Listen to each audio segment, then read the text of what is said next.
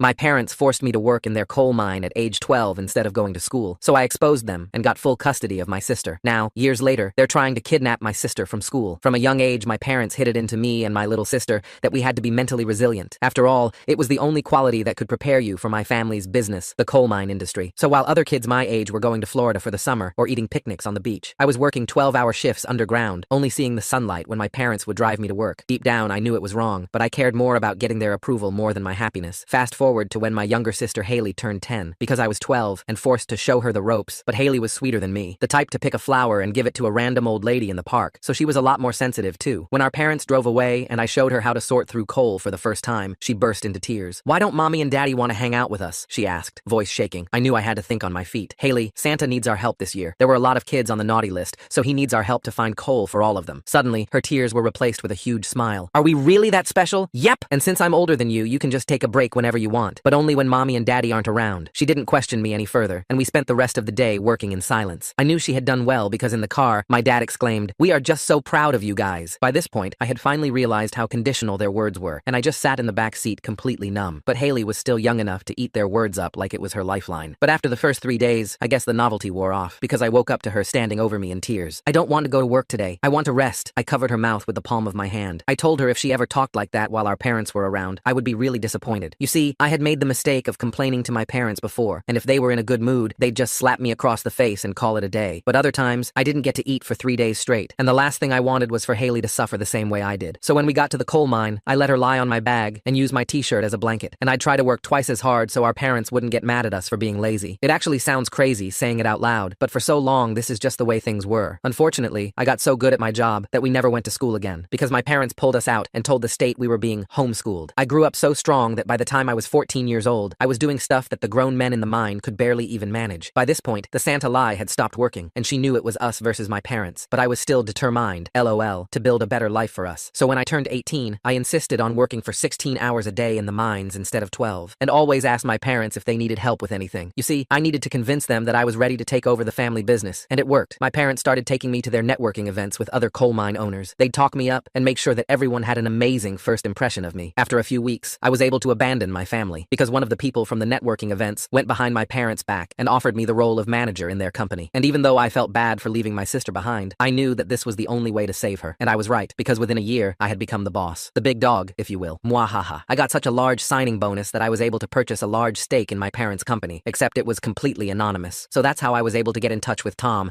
the guy who was in charge of the security cameras. You see, my parents had security cameras to prevent their company from being flagged, except my parents banned him from ever actually checking the footage. So getting him to send over the footage was easy. I just had to lie about who I was. I wanted so badly to post it online, or even send it to local news outlets, but I knew that would upset my sister. So I just sent it to CPS, and the next day, Haley was standing at my doorstep with a social worker. She was extremely skinny, her hair looked like it hadn't been washed in weeks, but she was alive. I gave her a huge hug before inviting her inside to take a nap. I had already decided to file for custody and be her legal guardian. The next day, I saw that me and Haley were famous, but for all the wrong reasons, because my parents had posted videos of themselves on social media saying I had kidnapped and corrupted their daughter, and in the caption was my address. Luckily, it didn't get more than 3K views, but it was still enough for a mob to gather outside my home. Suddenly, I heard my mom screaming to open the door. I froze at the sound of her voice, my hand instinctively moving to shield Haley, who was still sleeping on the couch. The mob outside was getting louder, their shouts mixing with my mother's demands. I grabbed my phone and started recording everything, knowing I'd need evidence of what was happening. My mother's fists pounded against the door so hard I thought she might break it down. Through the window, I could see about 20 people holding signs that said things like, "Return the stolen child" and "Family kidnapper." Some were even live streaming, their phones pointed at my house. I gently woke Haley and led her to the back bedroom, telling her to lock the door and not come out no matter what. She nodded, her eyes wide with fear, clutching the stuffed animal I'd bought her the day before. Racing back to the living room, I called 911 while checking all the locks. The dispatcher said officers were already on their way due to multiple calls about the disturbance. Through the peephole, I watched my father join my mother, both of them playing up their performance for the cameras. The police arrived within minutes, their sirens scattering some of the crowd. Officer Nicholas approached my parents first, and I watched through the window as they immediately started their sob story, pointing at my house and gesturing wildly. My mother even managed to produce tears on command. I opened the door when the officers knocked, keeping the chain on at first until they showed their badges. Two officers, Nicholas and his partner Cole, stood there looking tired but professional. I invited them in, showing them the custody paperwork I'd already filed and the CPS report from yesterday. Cole examined the documents while Nicholas asked me questions about the situation. I pulled up the security footage on my laptop, showing them clips of Haley working in the mines. Nicholas's face went pale as he watched a 10-year-old hauling coal buckets twice her size. My parents must have realized something was wrong, because they started started banging on the door again, screaming that the police needed to arrest me immediately. Nicholas stepped outside to deal with them while Cole stayed with me, calling for backup and CPS to return. Through the window, I watched my parents' faces change from confident to confused as Nicholas spoke to them. My mother tried to grab his arm, but he stepped back, his hand moving to his radio. More police cars arrived, and slowly, officers began dispersing the crowd. The CPS worker from yesterday, Kathy, arrived with her supervisor. They interviewed Haley separately while I waited in the kitchen, my hands shaking as I made coffee. I could hear my sister's small voice from the other room, though I couldn't make out the words. My phone buzzed constantly with notifications. The video my parents posted was gaining traction, but now people in the comments were asking questions. Someone had found public records showing I'd been pulled from school at 14. Another person noted how thin Haley looked in the doorbell camera footage my parents had included. Kathy emerged from the bedroom looking grim. She sat across from me at the kitchen table, explaining that Haley had confirmed everything and more. Apparently, after I'd left, things had gotten worse. My parents had increased her hours and stopped feeding her regular meals as punishment for my betrayal. The police wanted to press charges, but they needed more evidence. I gave them Tom's contact information and forwarded all the security footage I had. Nicholas said they'd be investigating my parents' company for child labor violations and abuse. As evening approached, most of the crowd had dispersed, though a few stubborn supporters remained across the street. My parents had been told to leave the property or face arrest for trespassing. I watched them drive away, my mother shooting one last venomous look at the house. Haley finally emerged from the bedroom, looking exhausted. I made her favorite meal, mac and cheese with extra cheese, and we ate in silence. She kept glancing at the windows nervously, flinching whenever a car drove by. That night, I set up a makeshift bed on the floor of her room. She'd asked me to stay close, and I wasn't about to leave her alone after everything that had happened. As she drifted off to sleep, she whispered that she was glad I'd come back for her. I lay awake planning our next moves. The custody hearing was in 3 days, and I needed to make sure everything was perfect. I'd already contacted a lawyer who specialized in family law, and she'd agreed to take our case pro bono after hearing the circumstances. The next morning brought new challenges. My parents had hired their own lawyer and were demanding visitation rights. They'd also started a GoFundMe claiming they were victims of a conspiracy to destroy their family business. It had raised several $1,000s before I could report it with evidence of fraud. I took Haley shopping for new clothes, since everything she owned was either too small or worn out. She was hesitant to pick anything, constantly asking if it was too expensive. I had to reassure her repeatedly that she deserved nice things. At the store, we ran into one of my parents' church friends. She cornered us in the cereal aisle, lecturing me about honoring thy father and mother. Haley hid behind me as I politely but firmly told her to leave us alone. When she persisted, I loudly asked if she thought child labor was something God approved of. She scurried away, muttering about disrespect. The lawyer, Catherine, met us that afternoon to prep for the hearing. She went through potential questions with both of us, making sure we were ready for whatever my parents might throw at us. Haley practiced her testimony, her voice growing stronger with each repetition. That evening, my phone rang with an unknown number. Against my better judgment, I answered. It was my father, his voice dripping with false concern. He offered to forgive me if I returned Haley and publicly apologized for the misunderstanding. When I refused, he switched tactics, threatening to ruin my reputation in the industry. I recorded the entire call, adding it to my growing pile of evidence. The threats escalated over the next 2 days, with my parents trying everything from bribes to intimidation. They sent flying monkeys, family friends who just wanted to talk, but I recognized the manipulation tactics and refused to engage. The morning of the custody hearing arrived gray and drizzly. Haley wore the new dress we'd bought, looking younger than her 11 years. I'd barely slept, running through every possible scenario in my head. Catherine met us at the courthouse, her presence reassuring. The courtroom was smaller than I'd expected. My parents sat on the other side with their lawyer, both dressed impeccably and wearing matching concerned parent expressions. My mother had even worn her reading glasses, though I knew she didn't need them. The judge, an older woman with kind eyes, reviewed the case files while we waited. I could see her eyebrows rise as she read through the evidence. When she looked up, her gaze lingered on Haley, taking in her still thin frame and nervous demeanor. My parents' lawyer went first, painting a picture of loving parents whose mentally unstable older child had poisoned their youngest against them. He claimed I'd fabricated the evidence and coached Haley to lie. My mother dabbed at her eyes with a tissue, the picture of maternal grief. Then Catherine stood up. She methodically presented our evidence, starting with the security footage. The courtroom fell silent as they watched young Haley struggling with equipment designed for adults. She showed the CPS reports, the medical records documenting Haley's malnutrition, and played the recorded phone calls. When it was Haley's turn to speak, I held my breath. She walked to the witness stand on shaky legs, but spoke clearly about her experiences. She described the long hours, the punishments for not meeting quotas, the nights she went to bed hungry. My parents' masks slipped as she spoke, my father's jaw clenching with barely contained anger. The judge asked my parents directly about the child labor. They tried to spin it as teaching work ethic and family bonding time. But when pressed about the safety violations and missed schooling, their stories began to contradict each other. The final blow came when Catherine presented evidence that my parents had been falsifying records to the state about homeschooling. They'd been claiming to provide education while forcing us to work full-time. The judge's expression hardened as she reviewed the documents. During recess, my parents' lawyer approached Catherine about a deal. They dropped their custody claim if I agreed not to pursue criminal charges. I refused immediately. These weren't just my parents anymore. They were child abusers who needed to face consequences. When court resumed, the judge's decision was swift and decisive. She granted me full custody of Haley with a no-contact order against my parents. She also referred the case to the district attorney for criminal prosecution, noting the egregious nature of the abuse. My parents erupted. My mother screamed that I was destroying the family, while my father shouted about ungrateful children. The bailiff had to escort them out as they continued their tirade. I kept my arms around Haley, who was crying with what I realized was relief. As we left the courthouse, Catherine warned us this wasn't over. My parents would likely face criminal charges, and we'd have to testify again. But for now, Haley was safe and officially in my care. That was all that mattered. The next few weeks were an adjustment. Haley started therapy to process everything she'd been through. I enrolled her in school, where she struggled at first, being so far behind academically. But she was determined to catch up, staying after school for tutoring and doing extra homework without complaint. The criminal investigation into my parents' company expanded. More former child workers came forward with their stories. The mine was shut down pending investigation, and my parents' assets were frozen. They tried reaching out through various channels, but I blocked every attempt. Slowly, Haley began to heal. She gained weight, her hair grew shiny and healthy, and most importantly, she started to smile again. She made friends at school and joined the art club, discovering a talent for painting she'd never had the chance to explore. One evening, as we sat doing homework together at the kitchen table, Haley looked up at me. "Do you think they ever actually loved us?" she asked quietly. I thought carefully before answering, telling her that maybe in their own twisted way they did, but that their version of love was harmful and wrong. Real love, I explained, meant wanting someone to be happy and healthy, not using them for your own benefit. She nodded, seeming to understand. Then she smiled and said she was glad she had me. I hugged her tight, promising I'd always be there for her, and I meant it. We'd both survived our parents' abuse, and now we were building something better. A real family, based on love and support instead of fear and control. The road ahead wouldn't be easy. There would be more court dates, more therapy sessions, more nights when nightmares woke us both, but we'd face them together, because that's what real family does. They show up for each other, protect each other, and help each other heal. And despite everything our parents had put us through, or maybe because of it, that's exactly the kind of family Haley and I were determined to be. The very next morning, my phone rang at 5 a.m. It was my boss at the coal company, his voice strained and uncomfortable. He explained that several major clients had received anonymous emails claiming I'd embezzled funds and falsified safety reports. Even though he didn't believe the accusations, the board was demanding an immediate investigation. I had to take unpaid leave effective immediately. My hands trembled as I hung up. My parents had found a way to strike back, targeting the one thing that allowed me to provide for Haley. I checked my bank account and calculated we had enough savings for maybe 3 months if we were careful. The timing couldn't have been worse, with Haley needing new school supplies, therapy sessions, and proper nutrition after years of neglect. I didn't tell Haley about losing my job. Instead, I dropped her off at school with a smile, then spent the day frantically applying for positions at other companies. But word traveled fast in the coal industry. Every hiring manager I spoke with mentioned hearing concerning rumors about my work ethic and integrity. My parents had poisoned the well. That afternoon, I picked up Haley from school to find her teacher waiting with a troubled expression. Someone had called the school claiming to be a concerned relative, suggesting I was an unfit guardian who couldn't provide proper care. The teacher assured me she didn't believe it, but the school was obligated to document all such reports. My stomach churned, knowing this was just the beginning. Over the next few days, the harassment intensified. Our neighbors started receiving letters warning them about the dangerous kidnapper living next door. Some avoided eye contact when we passed, while others whispered behind their hands. Mrs. Peterson, who used to wave every morning, now pulled her curtains shut whenever we walked by. Haley noticed the change. She asked why people were acting strange, and I struggled to explain without frightening her. I told her some people believed lies about our situation, but we knew the truth, and that's what mattered. She nodded bravely, but I caught her peeking through the blinds anxiously whenever a car slowed near our house. The grocery store incident happened on a Tuesday. We were shopping for dinner when I noticed a woman following us through the aisles, filming with her phone. When I confronted her, she loudly announced I was the person who'd stolen a child from loving parents. Other shoppers turned to stare. Haley pressed against my side, trembling, as I abandoned our half-full cart and hurried her to the car. That night, Haley had her worst nightmare yet. She woke screaming about being dragged back to the mines, begging me not to let them take her. I held her until she calmed down, but neither of us slept after that. We sat in her room playing quiet card games until dawn, both pretending we weren't afraid. My lawyer, Catherine, called with bad news. My parents had hired a prestigious law firm and were filing a civil suit claiming defamation and emotional distress. They wanted monetary damages that would bankrupt me. Catherine assured me their case was weak, but defending against it would be expensive and time-consuming. Money I didn't have, and time I needed to find work. The job search grew more desperate. I expanded beyond the coal industry, applying for anything that might pay enough to support us. But my parents' reach extended further than I'd imagined. Even companies outside mining had somehow heard about the custody dispute and questions about my character. I started applying under variations of my name, desperate for any opportunity. One evening, while Haley did homework, our doorbell rang. Through the peephole, I saw a well-dressed woman with a briefcase. She introduced herself as a private investigator hired by my parents to document my lifestyle for their civil case. She stood on my porch taking photos and notes. Perfectly legal harassment I couldn't stop. The investigator returned daily, always at different times. She photographed us leaving for school, returning from grocery shopping, even through our windows when the curtains were open. Haley grew paranoid, constantly checking if we were being watched. She stopped playing in the backyard and insisted on keeping her bedroom curtains closed even during daytime. My savings dwindled faster than expected. Therapy sessions for Haley were non-negotiable, but everything else became a careful calculation. I bought generic everything, skipped meals when Haley wasn't looking, and turned the heat down at night. I couldn't let her see how bad things were getting, not when she was finally starting to heal. The breakthrough came from an unexpected source. Tom, the security manager from my parents' company, called me one night. He'd been fired after cooperating with the police investigation, and he had information I needed to hear. We met at a diner outside town, where he revealed my parents were paying people to sabotage my life. He'd overheard them discussing it before his termination. Tom provided names and dates, even some recorded conversations he'd managed to capture. It wasn't enough for criminal charges, but it proved a pattern of harassment. He also warned me they were planning something bigger, though he didn't know what. I thanked him and promised to help him find new work once I was back on my feet. Armed with Tom's information, Catherine filed a restraining order against my parents. The judge granted a temporary order pending a full hearing. For a few days, the harassment stopped. No investigators, no phone calls to neighbors, no mysterious emails to potential employers. Haley smiled more, even laughing at a joke her friend told at school. The peace was short-lived. My parents found a loophole, using third parties to continue their campaign. A concerned citizens group suddenly formed in our neighborhood, distributing flyers about protecting children from questionable guardians. They couldn't mention me by name due to the restraining order, but everyone knew who they meant. Haley's school called about an incident. Some parents had started a petition to have her removed from class, claiming my presence at school events made them uncomfortable. The principal didn't support it, but the controversy was disruptive. Haley came home in tears, saying kids were whispering about her being the stolen girl. I found her that night cutting her own hair with scissors, trying to change how she looked so people wouldn't recognize her from the photos being circulated online. I gently took the scissors away and held her while she sobbed. We spent the evening out her choppy haircut, turning it into a game where she got to pick any style she wanted. The financial pressure reached a breaking point. I'd applied to over 100 jobs with no success. Our savings were nearly gone. I swallowed my pride and applied for government assistance, but the process would take weeks we didn't have. I started selling anything valuable we owned, from jewelry to electronics, just to keep food on the table. Haley noticed when her art supplies ran low, and I couldn't replace them immediately. She stopped asking for things, even necessities, trying to help in her own way. It broke my heart watching her count coins from her piggy bank, offering to contribute. I refused her money but hugged her extra tight that night. A former colleague reached out with a potential job lead. A mining company 3 states away hadn't heard the rumors and needed an experienced manager. The catch was starting immediately and relocating within the month. It would mean uprooting Haley just as she was settling in, but we were running out of options. I discussed it with Haley's therapist, who worried about the impact of sudden change, but she also recognized the toxic environment we were trapped in. She helped me frame it as an adventure for Haley, a fresh start where nobody knew our story. Haley took it better than expected, saying anywhere was fine as long as we were together. While preparing for the job interview, disaster struck again. Our landlord received an anonymous letter claiming I was months behind on rent and running an illegal business from the property. Though I proved both claims false, he gave us 30 days notice, not wanting the drama. My parents had found another way to destabilize our lives. The interview went well despite everything. The company seemed impressed by my experience and didn't mention any rumors. I felt hopeful for the first time in weeks. But during my drive home, I got a call that changed everything. Haley's school reported she'd never arrived that morning. I dropped her off myself, watched her walk through the front doors. Panic consumed me as I raced back. The school security footage showed Haley leaving through a side door shortly after I'd driven away. Her backpack was found abandoned by the playground. My worst fears seemed realized until my phone buzzed with a text from an unknown number, a photo of Haley sitting in what looked like a restaurant booth. The message said she was safe, but I needed to come alone to discuss her future. The address was a public place, a busy cafe downtown. I called Catherine and the police while driving there, my hands shaking so badly I could barely hold the phone. They advised me to go in wired for sound, promising backup would be nearby. I found Haley in a back booth with a woman I didn't recognize. My sister looked scared but unharmed, clutching a hot chocolate she hadn't touched. The woman introduced herself as a family reunification specialist hired by my parents. She spoke calmly about how much my parents missed their daughters and wanted to repair our relationship. Playing along, I sat down and listened to her rehearsed speech about forgiveness and second chances. She claimed my parents realized their mistakes and wanted to make amends. All they asked was for me to drop the criminal charges and agree to supervised visits with Haley. The woman slid a document across the table, a settlement agreement that would end all legal proceedings. I pretended to consider it while texting the police our exact location under the table. The woman grew impatient, mentioning how easy it had been to convince Haley to leave school with her. The implicit threat was clear. They could get to her any time. Haley's eyes filled with tears as she whispered an apology for leaving with a stranger. The police arrived before I had to respond. The woman tried to leave but was detained for questioning. She insisted she'd done nothing illegal, just facilitated a meeting between family members. Technically true, but the investigation revealed she'd misrepresented herself to Haley as a social worker, which was a crime. That night, Haley couldn't stop apologizing. She explained the woman had shown up with official-looking badges and documents, claiming I'd sent her. The woman knew details about our case that seemed legitimate. I reassured Haley it wasn't her fault, while internally raging at my parents for traumatizing her again. The incident strengthened our restraining order case. The judge extended the protection and included anyone acting on my parents' behalf, but I knew paper wouldn't stop them. They'd proven how far they'd go, using Haley's innocence against her. I made the difficult decision to accept the out-of-state job immediately. We left town quietly, telling nobody except Catherine and Haley's therapist. I rented a small apartment near the new job, enrolling Haley in school under our middle names to make us harder to track. For a few weeks, we had peace. Haley made new friends who knew nothing about our past. I excelled at work, grateful for the fresh start. Then the letters started arriving at my new workplace, anonymous complaints about my criminal history and kidnapping charges. My new boss called me in, confused but concerned. I explained the situation, showing him the court documents proving I had legal custody. He believed me, but warned that continued drama could affect my employment. My parents had found us again. The investigator reappeared, now photographing our new apartment and following Haley's school bus. The familiar pattern of harassment resumed in our new town. town. Neighbors received warning letters. Haley's new friend's parents got anonymous calls. The safe haven we'd tried to create crumbled around us. I considered running again, but realized we'd never truly escape. My parents had resources and determination fueled by their twisted sense of ownership. Every new town would eventually become contaminated by their poison. Haley deserved better than a life spent running and hiding. It was time to fight back properly. Catherine helped me file charges for harassment and stalking across state lines, which made it a federal matter. The FBI got involved due to the interstate nature of the crimes. Agents interviewed us about the pattern of harassment, taking it more seriously than local police had. They found evidence of my parents hiring multiple private investigators and paying people to file false complaints. The investigation revealed something unexpected. My parents' coal company was under federal scrutiny for more than just child labor. They'd been falsifying safety reports for years, bribing inspectors, and covering up accidents. The FBI had been building a case when our situation brought additional attention. Our custody battle had inadvertently exposed larger crimes. My parents' assets were frozen during the investigation. Suddenly, they couldn't afford their expensive lawyers or private investigators. The harassment stopped abruptly as they focused on their own legal troubles. For the first time in months, Haley and I could breathe. We weren't completely safe, but the immediate threat had lessened. Haley thrived in the calm. Her grades improved, she rejoined art club, and her nightmares became less frequent. She still checked locks obsessively and startled at unexpected doorbells, but her therapist said that would fade with time. I focused on work, rebuilding our financial stability, and creating the normal life Haley deserved. The federal case against my parents progressed slowly but steadily. They faced charges for tax evasion, safety violations, bribery, and racketeering. The child labor charges were just the beginning. Former employees came forward with stories of threats and intimidation. My parents' carefully constructed empire was crumbling, and they had nobody to blame but themselves. One morning, Catherine called with news. My parents wanted to make a deal. In exchange for me dropping the harassment charges, they'd sign away all parental rights to Haley and agree to permanent no-contact orders. They needed to focus on fighting the federal charges and couldn't afford distractions. It was the closest thing to victory we could hope for. I discussed it with Haley, who was old enough to have input. She thought carefully before saying she never wanted to see them again anyway. If signing papers meant they'd leave us alone forever, she supported it. Her maturity amazed me. This child who'd been forced to grow up too fast, but somehow retained her kindness. The signing took place at Catherine's office. My parents looked older, their expensive clothes replaced with modest attire. They signed without making eye contact, their lawyer rushing them through the process. As they prepared to leave, my mother paused at the door. For a moment, I thought she might apologize or show some recognition of what they'd done. Instead, she straightened her shoulders and walked out without a word. It was the last time we ever saw them. The federal case continued without our involvement, resulting in significant prison time for both parents. Their company was dissolved, assets liquidated to pay fines and restitution to former employees. The empire built on child labor finally collapsed. Haley and I settled into our new life properly. Without the constant threat hanging over us, we could make real plans. I enrolled in night classes to expand my skills beyond mining. Haley joined the school play and discovered she loved performing. We adopted a rescue dog who barked at strangers, but slept on Haley's bed every night. Healing wasn't linear. We both had bad days where the trauma resurfaced. Haley sometimes woke up convinced she heard digging sounds. I still checked locks multiple times and scrutinized every unknown car, but we faced these challenges together, no longer in survival mode, but actually living. The next morning, I woke to find Haley's bed empty. My heart stopped until I heard her voice from the kitchen, talking to someone. I rushed out to find her on the phone with my mother. She'd somehow gotten our new number and called while I was asleep. Haley handed me the phone with shaking hands. My mother's voice was different, desperate, and raw. She begged for just one meeting, claiming she had information about the federal case that could help us. I told her to contact Catherine if she had anything legitimate to say, and hung up, but the damage was done. Haley spent the rest of the day jumpy and distracted. That afternoon, a package arrived with no return address. Inside was a photo album I'd never seen before, filled with pictures of me and Haley as babies. Normal family photos, the kind other kids had. My mother had included a note saying these were all she had left and wanted us to have them. I recognized the manipulation tactic, but couldn't bring myself to throw them away. Catherine called with concerning news. My parents' lawyer had filed a motion claiming the no-contact agreement was signed under duress due to the federal charges. They were trying to get it thrown out. She assured me it was a long shot, but we'd need to appear in court again to defend it. The cycle was starting all over again. I found Haley in her room that night, staring at the baby photos. She traced her finger over a picture of our mother holding her as a newborn, looking genuinely happy. I sat beside her, unsure what to say. She asked if I remembered our mother ever being nice. I told her I had a few memories from when I was very young, before the mines became everything. The court date arrived faster than expected. My parents sat across from us, looking haggard from their ongoing federal case. Their new lawyer argued that the emotional state caused by criminal charges had impaired their judgment when signing away parental rights. The judge seemed skeptical, but allowed them to present their case. My father took the stand, spinning a tale of reformed parents who'd seen the error of their ways. He claimed the federal investigation had opened their eyes to how they'd failed us. He even produced certificates from parenting classes they'd supposedly attended. His performance was convincing enough that I saw doubt creep into the judge's expression. When Catherine cross-examined him, she asked specific questions about the child labor. My father smoothly deflected, claiming it was a misunderstanding of their cultural values around hard work. He painted himself as an immigrant father, trying to instill discipline, not a child abuser. I watched in horror as he reframed our trauma into a cultural miscommunication. Haley surprised everyone by asking to speak. The judge allowed it, though she wasn't required to testify. My sister stood up, her voice steady, as she described specific incidents our father was glossing over. She talked about the time she'd collapsed from exhaustion and been forced to keep working. She mentioned the infected cuts on her hands from the equipment that were never treated. My mother broke down crying as Haley spoke, but I noticed she kept glancing at their lawyer as if checking she was playing her part correctly. When Haley finished, my mother asked to address her directly. The judge allowed it against Catherine's objections. My mother apologized profusely, claiming she'd been controlled by my father and too scared to protect us. The judge took a recess to review everything. I held Haley in the hallway while she shook from the effort of confronting them. Catherine warned us that my parents' new approach was more sophisticated than before. They were playing the reformed sinner's angle perfectly, and judges sometimes fell for it. When court resumed, the judge upheld the no-contact order, but added a provision. In 1 year, my parents could petition for supervised communication if they completed extensive therapy and parenting courses. It wasn't the complete victory we'd wanted, but it bought us time. My parents' lawyer smiled slightly, and I realized this had been their goal all along. We left court to find reporters waiting. Someone had tipped off local media about the family torn apart by cultural differences. My parents emerged playing the victims perfectly, talking about redemption and second chances. I shielded Haley from the cameras and refused to comment, but the damage was done. The narrative was shifting in their favor. The media attention brought unexpected consequences. People who'd supported us before now questioned whether we'd overreacted. Comments online suggested I was keeping Haley from parents who'd made mistakes but were trying to change. Some even accused me of cultural insensitivity. The public tide was turning, just as my parents had planned. Haley faced bullying at school from kids who'd seen the news coverage. They called her ungrateful and asked why she was being mean to her parents. She came home with bruises one day, refusing to tell me what happened. The principal said without witnesses, there was nothing they could do. I knew my parents' campaign was working exactly as intended. Tom called with urgent news. He'd been approached by someone offering him money for inside information about me. They wanted dirt from when I'd worked at the mining company, anything that could be used against me. He'd pretended to agree to find out more. The person funding it was using shell companies, but Tom was certain it traced back to my parents. I realized they were building a case for the 1-year mark. Every piece of negative information, every doubt planted in the public mind would be ammunition when they petitioned to contact Haley again. They were playing a long game, and we were already losing. I had to find a way to protect my sister permanently. Catherine suggested a radical option. If I could prove my parents were violating the spirit of the no-contact order through third parties, we might get it made permanent with no review option. But we'd need concrete evidence of them orchestrating the harassment. It was risky, because if we failed, it might actually help their case. I hired my own investigator with money I couldn't afford to spend. He started tracking the shell companies Tom had identified, following paper trails and financial records. Meanwhile, I kept Haley's routine as normal as possible, driving her to school myself and picking her up immediately after. We stopped going anywhere unnecessary, living in a state of siege. The investigator found connections, but nothing definitive. Money moved through too many hands to prove my parents were the source. He needed more time and resources I didn't have. I took out a loan against my future earnings, gambling everything on finding proof before the year was up. Haley's therapist reported concerning changes. My sister had started expressing guilt about testifying against our parents. She wondered if maybe they really had changed and deserved another chance. The constant media narrative was wearing her down, making her question her own memories. I watched helplessly as my parents' manipulation worked even from a distance. A breakthrough came from an unexpected source. One of my parents' former employees reached out after seeing the news coverage. She'd overheard conversations about hiring people to influence public opinion. She had recordings on her phone, made secretly when she'd suspected she might be fired. The audio quality was poor, but you could hear my father discussing the campaign. We took everything to Catherine, who immediately filed for an emergency hearing. The judge agreed to review the evidence in chambers. My parents' lawyer fought hard to exclude the recordings, claiming they were illegally obtained. The legal arguments went back and forth for hours, while Haley and I waited outside. The judge finally ruled the recordings were admissible, as they showed ongoing violation of the no-contact order. She scheduled a full hearing for the following week to determine if the order should be made permanent without review. My parents' lawyer immediately filed for a postponement, but it was denied. They'd have to face the evidence. That night, Haley asked if we were bad people for not giving our parents another chance. The media campaign had done its job, making her doubt everything. I explained that loving someone didn't mean accepting abuse, and that protecting ourselves wasn't cruel. She nodded, but I could see the uncertainty in her eyes. The week passed in a blur of preparation. More former employees came forward with stories of my parents' manipulation. The investigator connected several shell companies directly to accounts my parents controlled. Catherine built a comprehensive case showing the orchestrated harassment campaign. Everything hinged on the judge believing it was intentional violation. The morning of the hearing, I found a note slipped under our door. It was from my mother, handwritten and desperate. She begged me to reconsider, claiming my father had forced her to go along with everything. She offered to testify against him if I'd let her have supervised visits with Haley. I recognized it as another manipulation, but felt a twist of doubt myself. In court, the evidence was overwhelming. The recordings, financial records, and witness testimonies painted a clear picture of deliberate harassment. My parents' lawyer tried to argue it was the work of overzealous supporters, not my parents directly. But the judge saw through it, her expression growing sterner with each piece of evidence. My father made one last play, standing up to address the court directly. He talked about redemption and forgiveness, quoting scripture and appealing to family values. He claimed any actions taken were out of desperate love for his children. His performance was passionate and might have worked if not for all the evidence against him. The judge's ruling was decisive. The no-contact order was made permanent, with no possibility of review. Any attempt to contact us directly or through third parties would result in immediate arrest. She also referred the harassment evidence to the prosecutor for potential additional charges. My parents had gambled everything and lost. As we left the courthouse, I saw my mother crying genuine tears for the first time. Not the manipulative displays she'd perfected, but real grief. For a moment, I saw the woman she might have been in a different life, but then my father grabbed her arm, his mask slipping to show the fury beneath, and I remembered why we needed protection. The media narrative shifted again after the ruling. The evidence of harassment was too damning to ignore. People who'd criticized me apologized, admitting they'd been fooled. The reporters who'd hounded us moved on to other stories. Slowly, our lives returned to something approaching normal. Haley's relief was palpable. The weight she'd carried, the guilt and uncertainty, began to lift. She stopped checking locks obsessively and started sleeping through the night. At school, the bullying stopped as kids moved on to other dramas. She even rejoined art club and made new friends who didn't know our history. 3 months later, Catherine called with final news. My parents had been convicted on multiple federal charges and would serve significant prison time. Their assets were liquidated to pay fines and restitution. The empire they'd built on the backs of children was gone forever. Justice had taken longer than expected, but it had finally arrived. I told Haley that evening, unsure how she'd react. She thought for a long moment before saying she felt sad for them, but not guilty anymore. They'd made their choices just like we'd made ours. Her wisdom continued to amaze me, this child who'd survived so much and come out kind. We marked the anniversary of her rescue with a quiet celebration, just the two of us and our dog. Haley painted a picture of our little family, including the dog wearing a silly hat. Looking at her artwork, I saw hope and healing in every brushstroke. We'd won not just the legal battles, but something more important. 6 months after the final ruling, I got promoted at work. My boss said my dedication and integrity had impressed everyone. The raise meant I could pay off the loans and start saving for Haley's college fund. We celebrated with ice cream and talked about her dreams of becoming an art teacher. Haley thrived in high school, joining drama club and discovering she loved set design. She combined her art skills with storytelling, creating magical worlds for school plays. I attended every performance, cheering embarrassingly loud from the audience. These normal moments felt like miracles after everything we'd survived. On her 16th birthday, Haley surprised me by saying she wanted to volunteer with at-risk youth. She remembered feeling alone and wanted to help other kids who might be trapped in bad situations. We found a program where she could mentor younger children through art therapy. Watching her turn pain into purpose filled me with pride. The nightmares faded, but never fully disappeared. Sometimes Haley still woke up thinking she heard digging sounds. I still double-checked locks and startled at unexpected mail. But these moments became rarer, overwhelmed by new memories of family dinners, movie nights, and lazy Sunday mornings with our dog sprawled between us. Graduation day arrived faster than seemed possible. Haley walked across the stage in her cap and gown, beaming as she accepted her diploma. She'd been accepted to art school with a partial scholarship. In the audience, I cried happy tears, remembering the malnourished 11-year-old who'd arrived at my door years ago. Before leaving for college, Haley hugged me tight and thanked me for saving her. I told her she'd saved herself by being brave enough to survive and kind enough to heal. We'd saved each other, really. Two kids who'd been taught that love meant control had learned to build something better. She thrived at art school, calling weekly to share her adventures. Her professors praised her unique perspective and emotional depth in her work. She made friends who became chosen family, people who loved her for who she was. Every success felt like a victory against the people who'd tried to break us. I started dating someone who understood our story without judgment. They were patient with my trust issues and protective instincts. Haley approved after a thorough interrogation over Thanksgiving dinner. Watching them laugh together at the table, I felt a completeness I'd never imagined possible. Years passed in a blur of ordinary miracles. Haley graduated, became an art therapist, and helped other trauma survivors find healing through creativity. She met someone wonderful who treated her with the respect she deserved. I walked her down the aisle at her wedding, both of us crying happy tears. The past never fully left us, but it no longer defined us. We'd built lives filled with love, purpose, and chosen family. Sometimes I'd catch Haley checking locks or see her flinch at certain sounds, but then she'd laugh at something silly or lose herself in painting, and I'd see how far we'd come. Our parents died in prison within months of each other. We learned through Catherine, who handled the legal notifications. Neither of us attended the funerals. Haley painted one abstract piece full of dark colors and sharp edges, then declared herself done with that chapter. We donated the painting to a charity auction and never spoke of it again. Life continued in beautiful, ordinary ways. Haley had children who knew only love and encouragement. I became the uncle who spoiled them rotten. We created new traditions, building the family we'd always deserved. Every holiday, every birthday, every random Tuesday dinner together was a gift. Looking at Haley now, successful and happy, no one would guess our beginning. She'd transformed trauma into compassion, helping countless others through her work. I'd learned that family wasn't about blood, but about showing up, protecting each other, and choosing love over control. We'd won by refusing to let our past define our future. The scars remained, but faded to silver over time. We'd learned that healing wasn't about forgetting, but about building something better from the broken pieces. Our story wasn't unique, but our survival was ours. Two kids from the mines who dug their way to sunlight and learned to thrive in its warmth.